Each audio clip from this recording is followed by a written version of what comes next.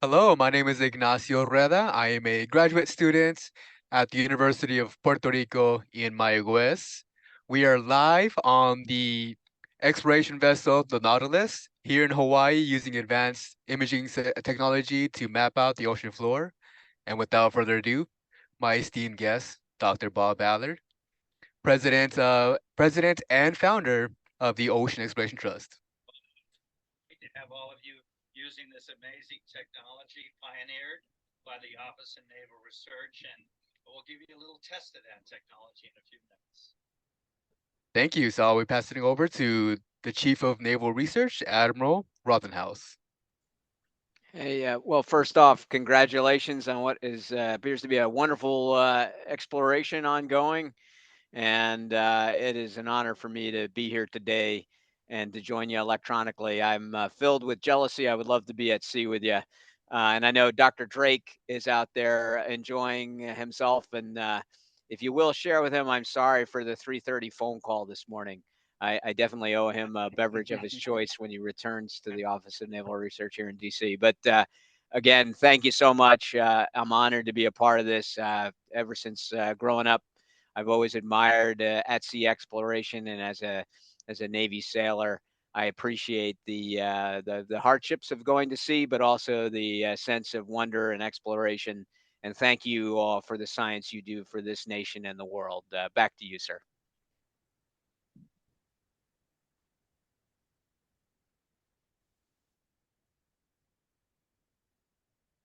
Okay, Ernesto. Yep, thank you very much for inviting me to be part of this exciting research. I'm the director of the Department of Marine Sciences of the University of Puerto Rico, and we have 55 years of tradition in doing research in marine ecosystem and marine habitats.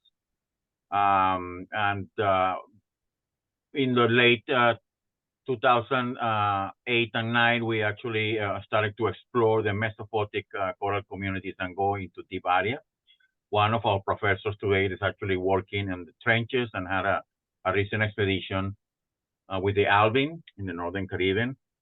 And I'm glad that I have, one student of our group of students and one professor joining that expedition over there. And thank you very much for your invitation.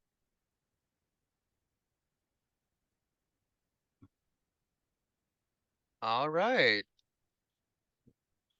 Drake.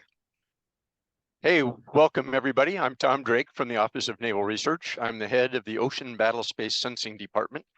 We study all the environmental sciences for the Navy, from space through the ocean surface down to the seafloor. And it's the seafloor that we're focused on today. ONR provides funding to hundreds of institutions and thousands of investigators, over 5,000 graduate students and postdocs. And we're really proud to be working with Dr. Ballard in the Ocean Exploration Trust. And behind me, you'll see where we put the ROV Hercules into the water. It's doing some exciting stuff as I speak. So I'm going to hand it back to Dr. Ballard. Thank you, Tom. Yes, this is a very exciting expedition. Again, thanks to the Office of Naval Research, we're testing a whole new array of imaging systems. We're on the bottom right this very minute. I don't encourage you right now to go to nautiluslive.org, but as soon as we conclude this presentation, please go there, and you'll follow us for the next couple of weeks as we use the most advanced exploration technology that's ever been applied. Mike is muted. Now, Mike. You're. Okay, I'm being told I'm muted. How's that? Am I live now? Testing, testing. There we go. That's magical. Now, do I start all over, or were you hearing me through his mic? But anyway, yes, very exciting expedition going on right now. Now, my career with the U.S. Navy began actually 56 years ago, when I reported for active duty in the Office of Naval Research. And over that 56 years, I've been continuously working with ONR. In fact, I think, Admiral, I have the longest active grant in the history of the Office of Naval Research, and rumors of my death are greatly exaggerated. So I expect that to continue into the future. Now, while on active duty, both as an oceanographer and a deep submergence officer in naval intelligence, I initially focused my work on the use of various deep submersible assets. Back in those days, that was the best way to get the Mark I eyeball to the bottom of the ocean. I worked, my deepest dives were in Trieste 2, down to 6,000 feet, not far from Puerto Rico, in the Cayman Trough, where we were examining the deepest volcanoes on Earth. I also spent a tremendous amount of time in a very special submarine the U.S. Navy had called the NR-1. When I was growing up as a child, I went and saw 20,000 Leagues Under the Sea, and I wanted to be Captain Nemo. That's why my ship is named the Nautilus. But when I was assigned to spend a fair amount of time on this amazing deep diving submarine, the deepest diving nuclear submarine the Navy has, it was literally the modern version of the Nautilus.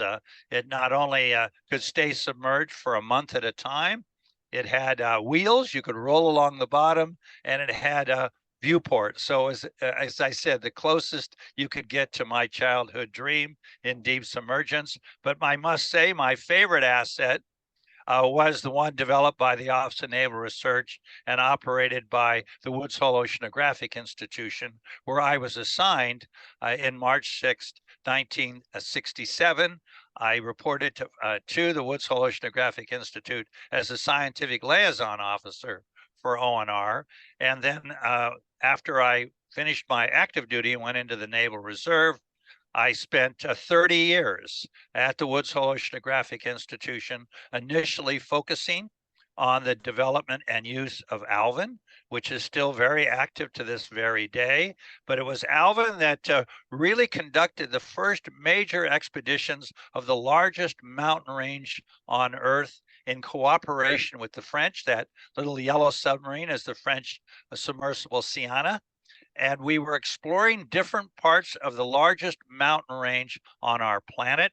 And initially with Project Famous was the early theory of plate tectonics. And through ONR's support, we were able to prove that that theory was in fact true, that the Earth consists of giant crustal plates that are separating along the axis of the mid-ocean ridge, which runs around our planet like the seam on a baseball.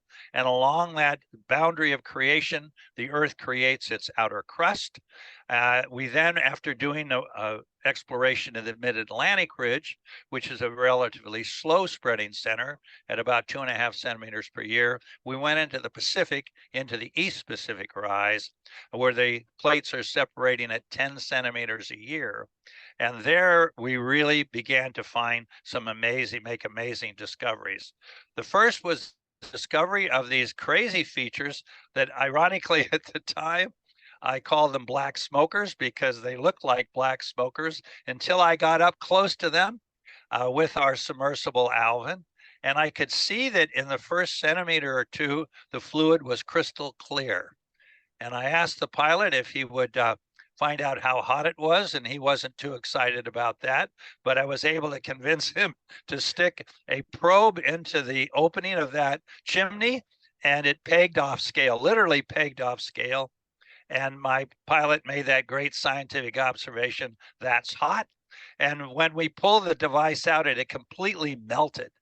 That was definitely really hot, 750 degrees Fahrenheit, hot enough to melt lead. And my pilot reminded me, hot enough to melt our porthole. So we were very careful to back away from that one. But this discovery, when we did Project Famous and proved the theory of plate tectonics was accurate and became academic law, we threw away the geology book. But before this discovery, we could not explain the chemistry of the world's oceans. We knew it had a particular chemical assemblage, but when we looked at who we thought was causing that unique chemistry, we thought it was the rivers. We ran around the planet looking at all the major rivers, and the chemistry of the rivers was completely different than the chemistry of the world's oceans. And I majored undergraduate in chemistry as well as geology. And we couldn't do what we call the mass balance calculations. We couldn't explain the chemistry of the ocean till we studied these underwater high temperature smokers.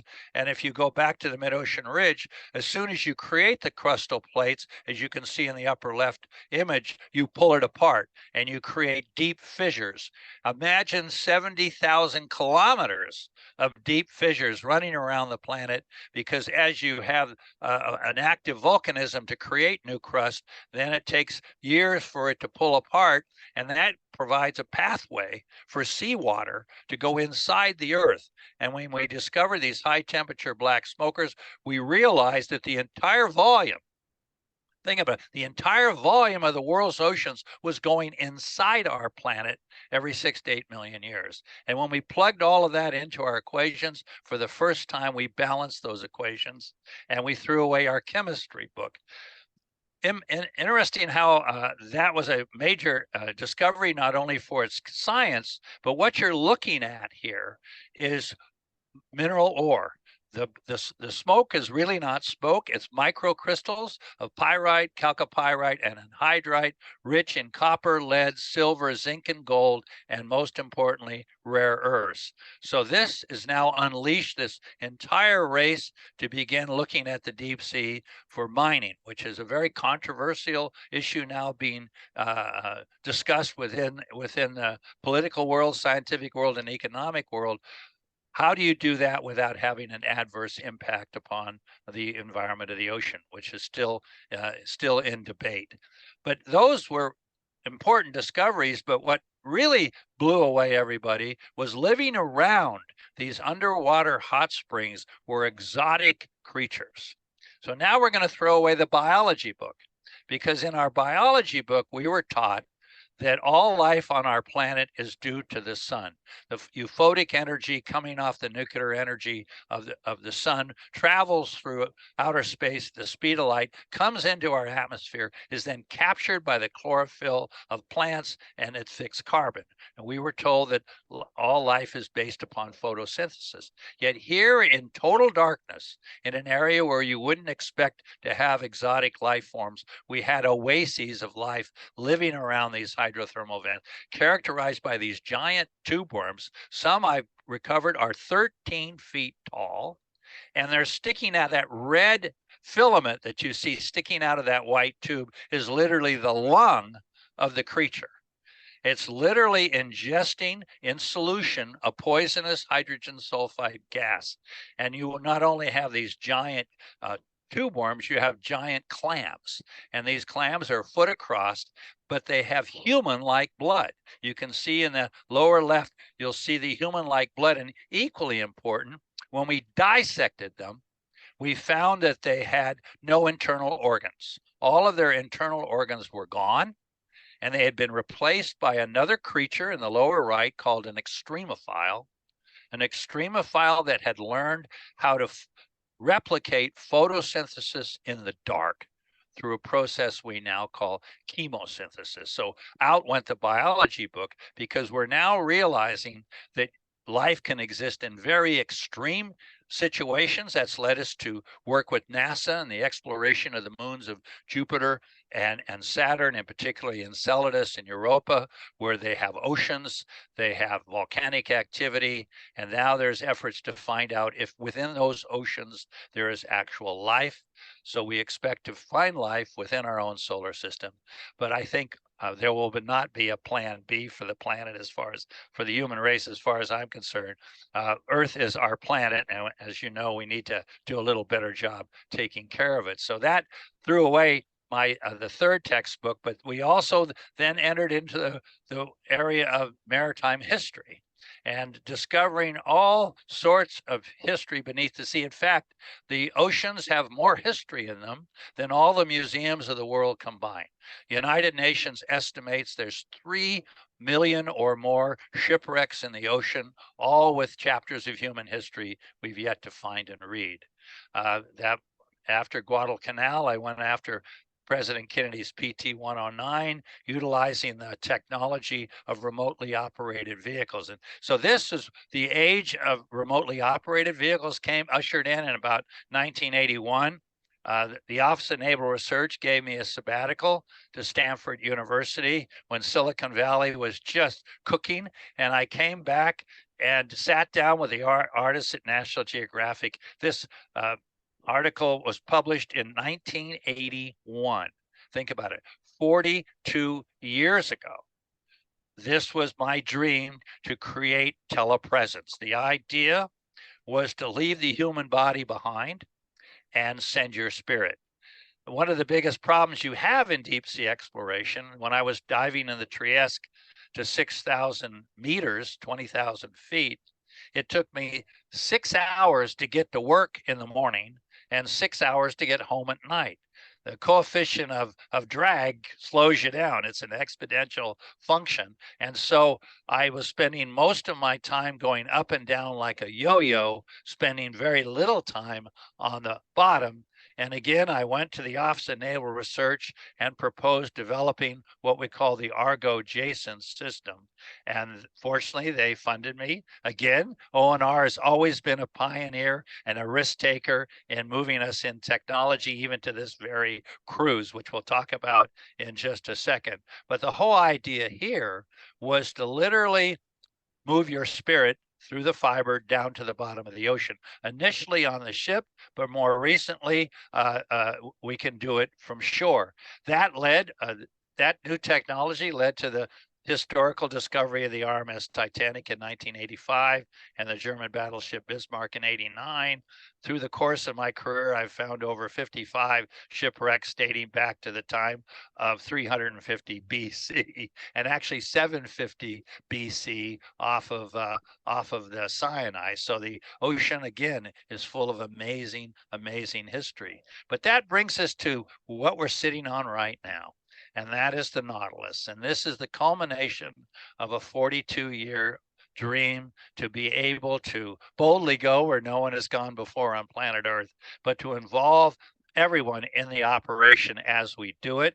The interesting thing about our program is we literally go where no one has ever been. And so you do have a little problem because you don't know when you are going to where you've never been, what you're going to find. So how do you deal with the sudden discovery of something when you know the entire faculty of the university can't be on the ship? So we're running the Nautilus pretty much like an ambulance that goes out and brings someone into a hospital, and the hospital has to react to that situation. So here's how it works. So the Nautilus we're on right now has two vehicle systems underwater this very minute. One is our vehicle Argus, or in this case Atalanta, which is the vehicle that is sort of directly coupled to the ship, so it moves up and down, but then on a long tether, it's connected to Hercules. So when we make a discovery, that imagery is going up the fiber into the Amazing Command Center right behind us.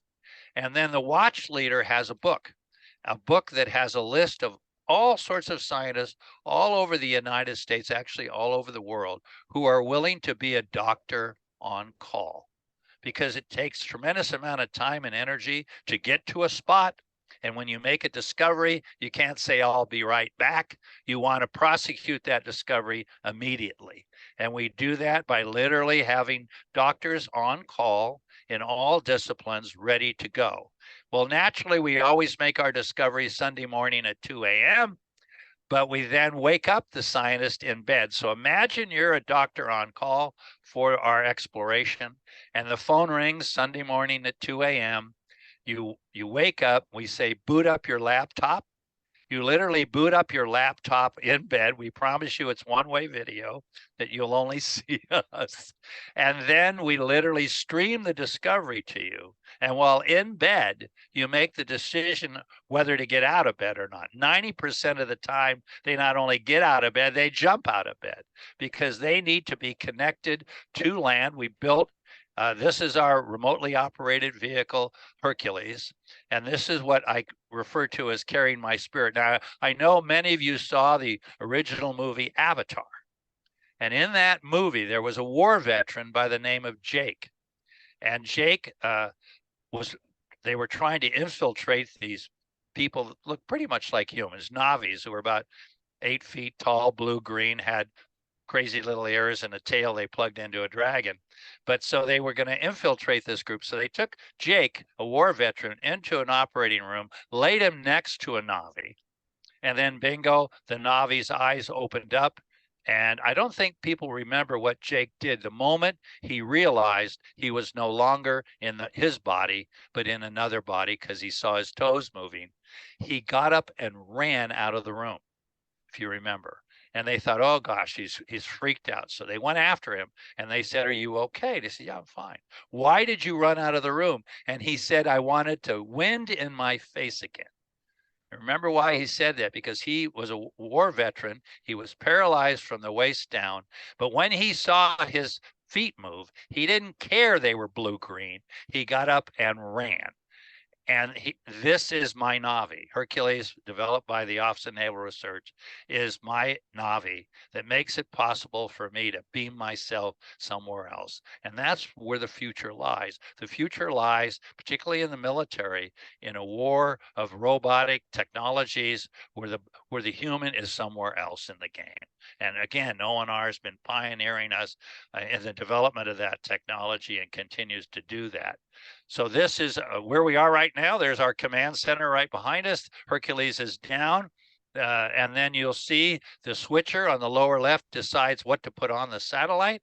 He puts it up on the satellite. It goes to our place in Rhode Island at the Inner Space Center. And there at the Inner Space Center, we're standing watches 24/7, just like we're at sea. And we then, through the use of Internet 2 Level 3, which all universities have, has a bandwidth of 10 gigabits, we're able to then reach out to academicians instantly. I fortunately have one of these in my home, so I just have to roll out of bed and walk about 20 feet, and I can be on the Nautilus, much like we're sitting here in the studio right now. But now we're going to another level of complexity. This is what we just finished doing, the cruise before this one, where we're now using autonomous surface vessels. When you look back, when you follow us, you'll see on the back part of the Nautilus is a big yellow crane, and we just offloaded a vehicle called DRIX. Operated by the University of New Hampshire, which is a partner in our cooperative institute. DRIX is an autonomous surface vessel that we can launch and literally go over the horizon. And not only can it map, which it can do, it can also become the mother to autonomous vehicles that go underwater, whether it's the Sentry, AUV at Woods Hole, or the Mesobot that's working in the deep scattering layer. It can literally go beyond the horizon, searching for things for us. And when they find new things, they can either tell the DREX vehicle through an optical or acoustical modem, which can then tell us, or they can come over to our remotely operated vehicle, Hercules, and say, hey, what you're looking at now is nothing compared to what I just found. That goes up the loop, out, we define missions, and we're able to then prosecute those missions. So it's pretty amazing. But the key, the most important part about our program is our core of exploration. We have every face, every pronoun. We have every American we need. We need every American to compete with the rest of the world. We only represent around 5.8% of the world's population. And for us to maintain our position in the world, we need every American. And that's why our educational outreach, once again, supported by ONR through our STEM program, is to use our technology to excite, engage, and educate the next generation. Here we are in the command center right now, and as soon as we leave, they'll start doing another live. We work 24/7. The ocean is always dark where we go, and we're able to constantly reach out. I remember when we were off Puerto Rico, we were doing live broadcasts. I remember the woman there that was a weather person in Puerto Rico said, the weather's going to be great. Let's go out to the Nautilus and see what they're doing. But it's really the opportunity to reach into classrooms and all sorts of venues that we do every day, every day that we're at sea. And then we also have the amazing science and intern fellowships, again, that ONR supports. We want you to go to our website, nautiluslive.org, find out how you can become a person that sails on the Nautilus, whether you're a teacher or a grad student or an educator or an artist or an author.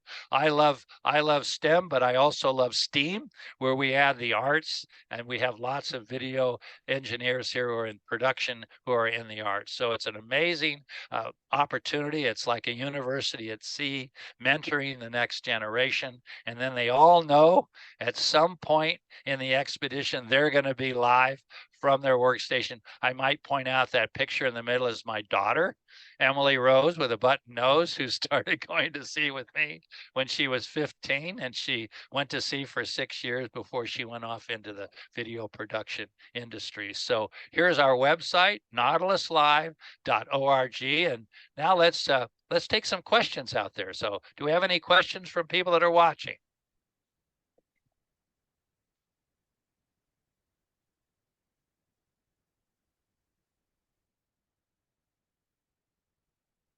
Hey, I'll ask one first there. I don't want to hog all the time there, but I was just, it's fascinating. And thank you for the leadership in the STEM and STEAM outreach. I think that's just wonderful. And engaging with our partners and allies around the world. It was amazing, the connectivity and your ability to reach back. What was it like before you had all of that? I mean, how is your life at sea changed now for good and other there? Just a little curious, and I know our colleagues out there probably have wonderful questions out there too. Thanks. Well, I went on my first oceanographic cruise when I was 17 years old in 1959. And I can remember the technology we used. It was a miracle we learned anything about the ocean back then. I remember when they would put a plankton net into the ocean and tow it around in the midwater zone, the twilight zone, for hours, and then bring up this pile of goo and then say, what do you got? Well, it was pretty amazing. We were able to identify anything. We now have a vehicle we just used on the previous cruise called Mesobot that literally goes down into the deep scattering layer, because we know that 40% of all the biomass in the ocean lives in what we call the twilight zone. And they can't compete with the creatures in the sunlit zone. So they sit there all day and wait for the sun to go down, and then they come up. So Mesobot is able to go down, introduce itself to them, and live with them, and then follow them up. But it has on it chambers for measuring environmental DNA. This is a new, amazing tool in science, because a fish may swim away, but it leaves its scent. Mucus that it leaves off its body is then detected, and so we can tell who wasn't there then, but was there seconds ago. So this is, again, another extremely powerful tool that makes it possible. But yes, that was my first cruise in 1959, and I think I've lost track of how many I've done now, somewhere in 170. I don't know what the number is now. But to be able to share it with everyone, that's I think my true legacy is to be able to inspire and motivate the next generation to study a little harder and take that math and physics. And I double majored and double minored. I double majored in chemistry and geology, and I double minored in math and physics, and I became a Swiss Army knife. And I think that that's important for all of you that are in college right now. Don't specialize too early. Try to get that broad base. You'll see courses in your curriculum that don't sound very good until you go and take them. It's sort of like going to the supermarket.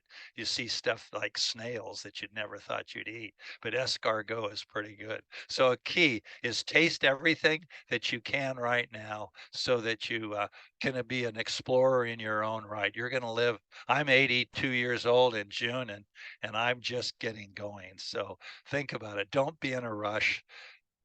Get a good education and then try everything. Science is always exciting at the cutting edge. But it's when two cutting edges touch that the real spark flies. So be very interdisciplinary, particularly if you're interested in the oceans.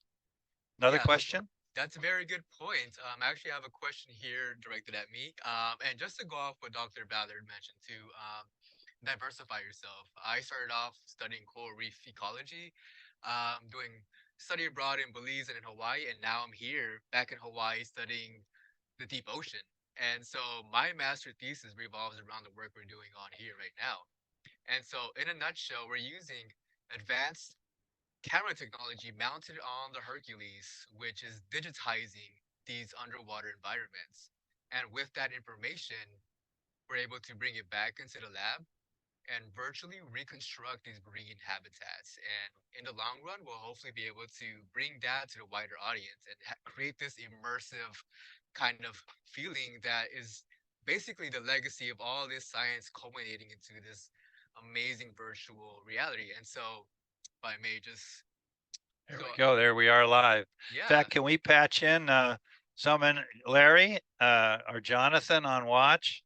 Is it possible to get them in the game and tell us what we're up to right now?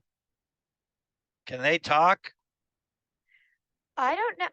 It's Maddie here in the control van. I can come and grab them real quickly. I don't know if we have them hardwired in from SPL to web, but let me grab them 1 second. Yeah, maybe you can get Larry. Yeah, 1 second. Because we're right in the heat of the battle. These are amazing geological features called columnar joining. We're off the island of Molokai, and these are spectacular features that are caused when lava literally pools underwater. It's commonly found, if you remember Close Encounters of the Third Kind, and you remember Devil's Tower. That was all made out of columnar joining. When a volcano is dying, its final fluid magma coalesces and hardens and forms these amazing columnar joints, and they're solid as you can be, solid basalt, and then the volcano itself erodes away and you're left with its core. And that is very common if you've seen ship's rock out in the Arizona and New Mexico in the area of Monument Valley. You find these kinds of features, and so we're using a new immersive technology. Again, ONR is sponsoring us to make this into a three-dimensional capabilities. Are they able to talk? Bob? All right, Larry, take it. Explain what we're doing right now. I think you were doing a pretty good job. Okay, we as Bob was saying, we're coming back down to this amazing outcrop, this columnar basalt, and I think he explained how they're made. Yesterday we came here with these new very high definition cameras set in a mode to create the widest field of view possible at ultra high resolution. And from that, literally within a few minutes after we surveyed the area, Jonathan, our video person, was able to create a full 3D rendering at very high resolution. Today, we're coming back to the same area, but with the cameras configured a little differently. And this time they're configured to optimize the view for something like an IMAX theater, a really immersive experience. Yesterday's was to really get that geospatial context, to in great detail see the large area. Today is to give that super high resolution view from wherever you'd look in a dome theater, or to get that fully immersive experience. So these are really very leading edge approaches to trying to see the seafloor in ways we've just never been able to see it before. Yeah, this is not the final product. I mean, we cannot show that to you until we cook it a little. So we're gathering this amazing database from optical and acoustical sensors, but the future of showing you the world will be to give it to you in a totally immersive experience.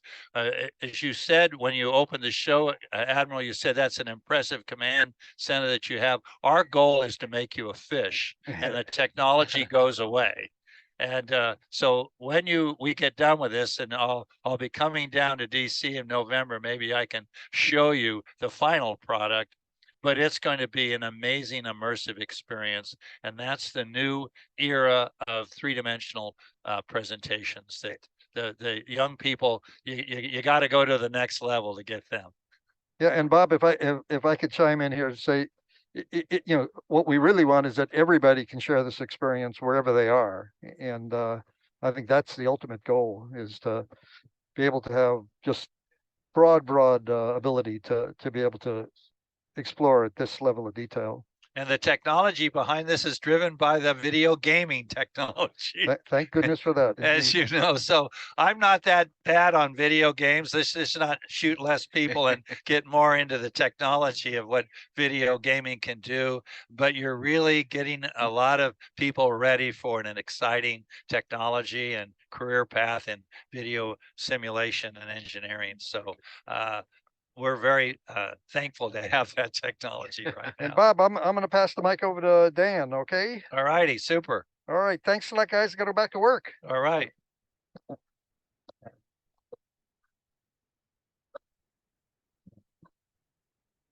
All right, Dan. Hello, how's it going? Could you tell them why ONR is interested in this? Oh, because ONR is the research arm of the Navy, and the Navy goes everywhere in the ocean. And it's really important for us to understand everything about the seabed, how it interacts, the flows. You know, what you're looking at right now is an old center of a volcano. And how did it erode away? And what are geological characteristics of it? And this just impacts not only our ability to understand the environment and everything, but also how, you know, we can move forward and make it better. Well, again, thank you, Dan, for coming out and seeing where the rubber meets the road, because that's important. Admiral, we got to get you out here next time. Let's plan this. So we're going to be over off Guam and in the Marianas Islands next year. So maybe we can make that happen. All right. Do you have any other questions? We do. Somebody asked Dr. Ballard, what advice would you give to your younger self? Follow your passion. I was, like I say, when I was growing up, and I'm dyslexic, so I was struggling in school and reading. And so I didn't read 20,000 Leagues Under the Sea, but when I was 12, I went to see the movie 20,000 Leagues Under the Sea, and I was inspired by the Nautilus. I came home and told, and you know, parents always ask, what do you want to be when you grow up? And I said, I wanted to be Captain Nemo. I'm sure I went into the other room and said, Houston, we got a problem. But the key was my parents did not laugh at my dream. It's your passion is so important, particularly if you struggled like I did in the early parts of my educational experience. I was able to overcome failure. And I think failure is the greatest teacher you're going to ever meet. But when it knocks you down, what gets you up is your passion. So if you don't have a passion, you won't get up. So follow your Zen, follow your passion. Don't let anyone ever talk you out of it, no matter what it is, because that's really what gets you through life and makes you run to work. Incredible. Also have another question. Do you have to be a scientist to conduct deep sea exploration and research? Not at all. I mean, if you go online and you look at who's in this container command center right now, go online to nautiluslive.org and look at the team at sea right now, and you'll see their little story that they tell. And every one of them got in this command center through another completely different pathway in life. It's you follow a pathway, but you need to know where you want to get. And we have 50 people on the ship right now, and every one of those 50 people took a different path in life to get to this very spot. And when you have a team, that's what I learned not only as a naval officer, I learned it in school athletics and student government and all of that. It takes a village, it takes a team. When I was playing college basketball, that ball didn't get through the hoop without the help of my other four players on the court at that time. Teamwork is so critical. I learned it in the military. Actually, before I was a naval officer, I was trained as a combat infantry officer during the Vietnam War. And again, getting that young experience at a very young age is very important. So again, I'm a big advocate of sports and student government and other ways to get you introduced to leadership and get you introduced to what it takes to have a team. Yeah, totally agree. That's actually been my favorite part on this cruise is getting to know all the different scientists that work on here and make this mission complete. I've been able to grow beyond my own perspectives because of this incredible opportunity.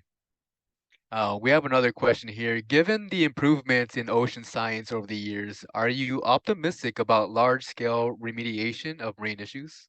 Well, I think, the important thing about what we do is it's critical that the public values science. And because we have solutions, but unless we can communicate those solutions to you, I'm not a doom and gloom person. I believe that we can work our way out of the box we're in, but we are in a box right now. In the geological sciences, we have a new concept called the concept of Gaia. Look it up. Gaia basically says that the Earth is a creature living in a hopefully symbiotic relationship with all other life on our planet.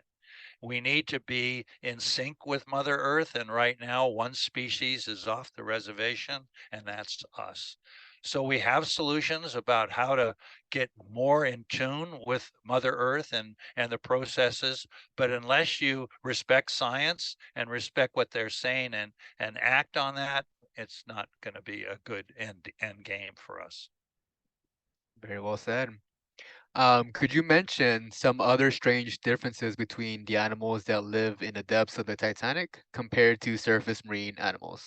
Well, again, we're in a world of total darkness. And until we discovered hydrothermal vents, we thought the deep sea was pretty much like a desert, living off the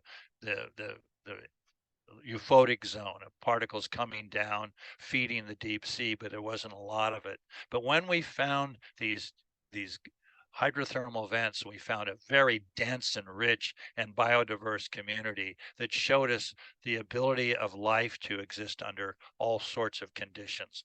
We were always told that we lived in the twilights, in the Goldilocks zone, where our planet wasn't too close to the sun or too far away, and weren't we lucky? But with the discovery of hydrothermal vents and extremophiles, and now the exploration of Io, the moon of Jupiter, and Enceladus, the moon of Saturn, we're finding that life can live in very extreme environments. So we are not alone in the universe. There's life throughout the universe, but the laws of physics pretty much confine humans to our solar system. So we may gaze out into the sky at night, but we're pretty well stuck to our own solar system. And so that makes how important the Earth is. I think the most important thing for me growing up was when they went to the moon, but on the way to the moon, the astronauts looked back at this little blue marble, this little tiny planet in a black velvet void of nothingness. And I realized that how finite the world I was. It wasn't a gigantic world, it was a very finite world. And remember that if you look at humans right now, 90% of most humans live on less than 15% of the planet. So we are land animals, and we need to, yes, explore all of Earth, but we need to take care of the land part of our planet. And so as we continue to explore these underwater environments, what are the challenges with the ledges and the complex topography of these environments? Well, fortunately, technology is accelerating the rate of discovery.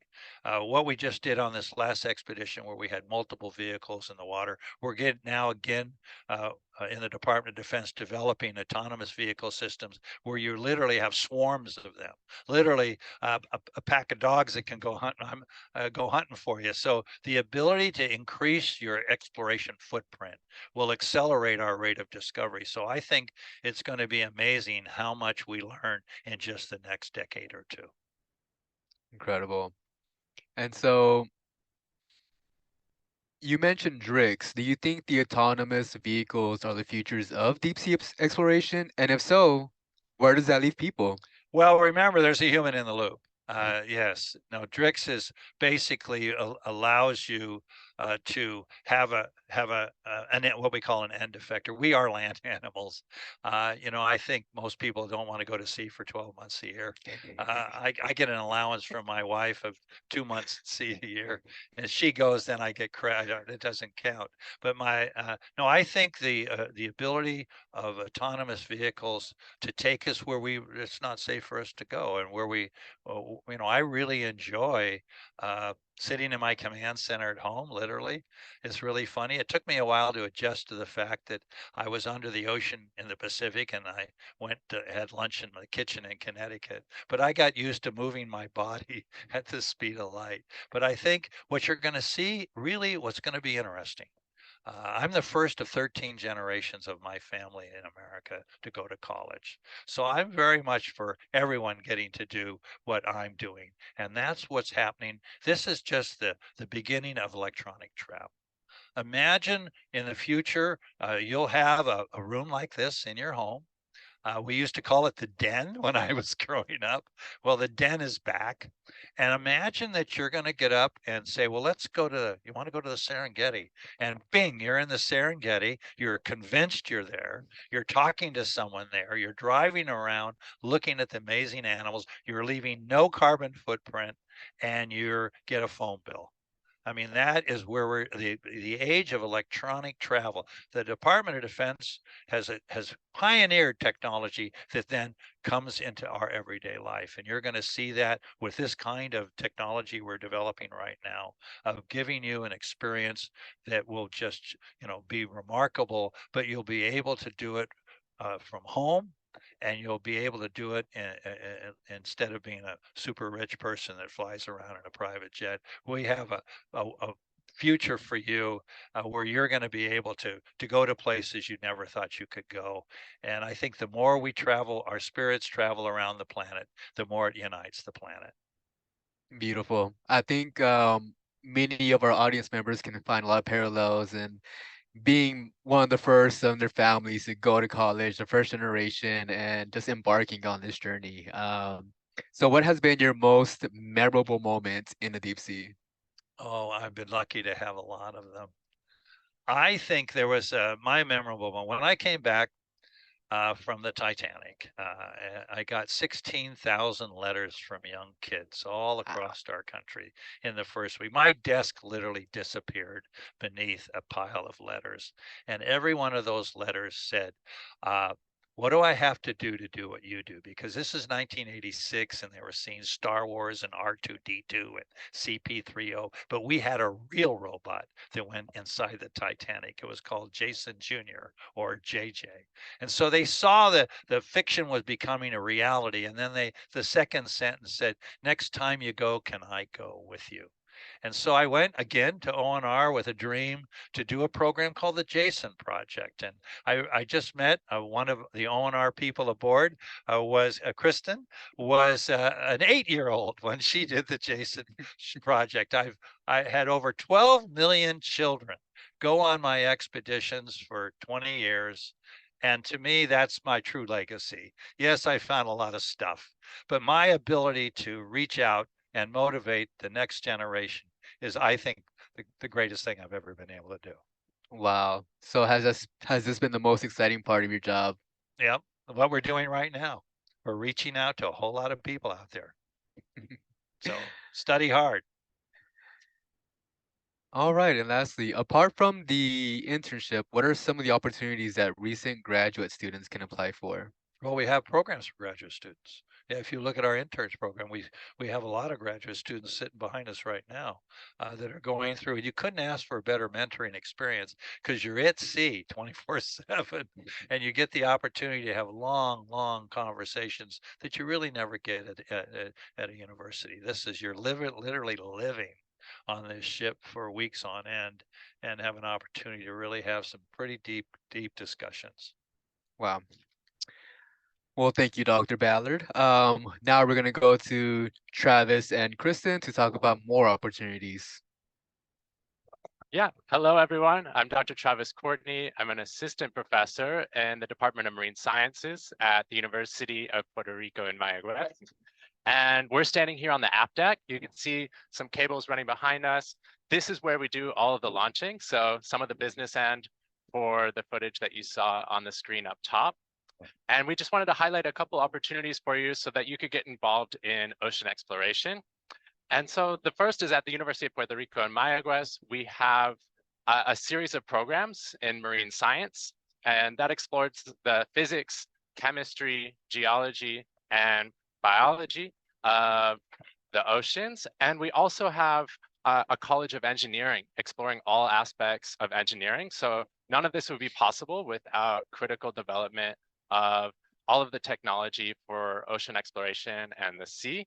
And so there'll be a QR code that pops up on your screen. If you want to scan that, that'll bring you with a series of links for accessing the department pages for UPRM faculty. And please contact them, contact us with any interest that you have for getting involved and getting engaged with either undergraduate research or graduate opportunities at the master's or doctorate level.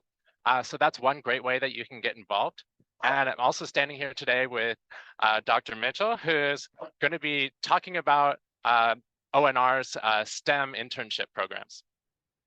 Thank you, Travis. Yes, I'm Dr. Kristen Mitchell with the Office of Naval Research, and I am, in fact, the student that Dr. Ballard mentioned about the Jason project. I participated in that when I was in 4th grade. And so he gave me amazing opportunities, and I would like to make sure that you guys all know about the opportunities that are available to you now.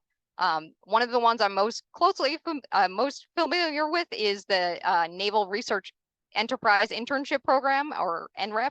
And that is a 10-week internship with the Office of Naval, one of the Navy labs, one of 50 Navy labs through the Office of Naval Research. And that is a 10-week internship, a paid internship. The application is open currently and it closes on November 1st. Another internship or another fellowship program is the SMART Fellowship Program. This is a Department of Defense program that is open to undergrad and graduate students that are scholarship for service. So you get tuition and a stipend for your studies, and then you go on to work at a Navy or an Army lab or somewhere in the DoD, depending on where you start. You can work for a Department of Defense office after you finish your studies.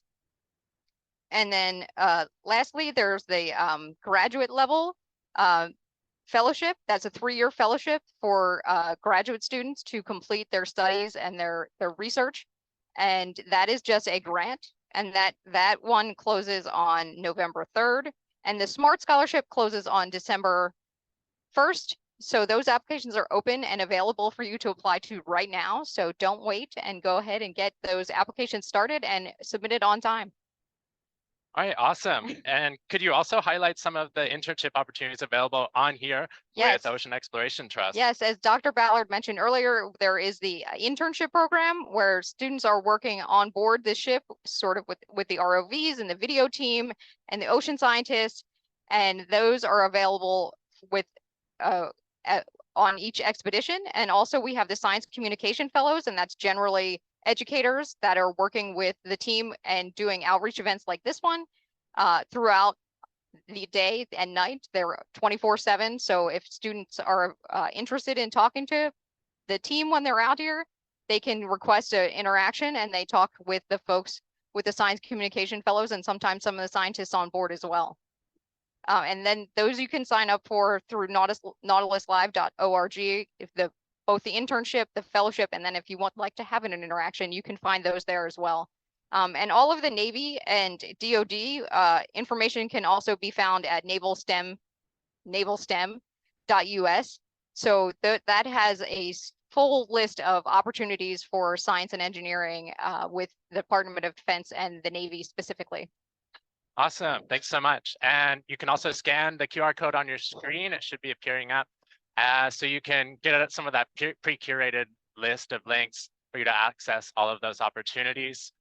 That's what we have on deck for opportunities. Thank you so much to the crew of the Nautilus, the Ocean Exploration Trust, Office of Naval Research, and all the folks at the University of Puerto Rico Mayagüez for making this a possibility for us to join on the cruise today.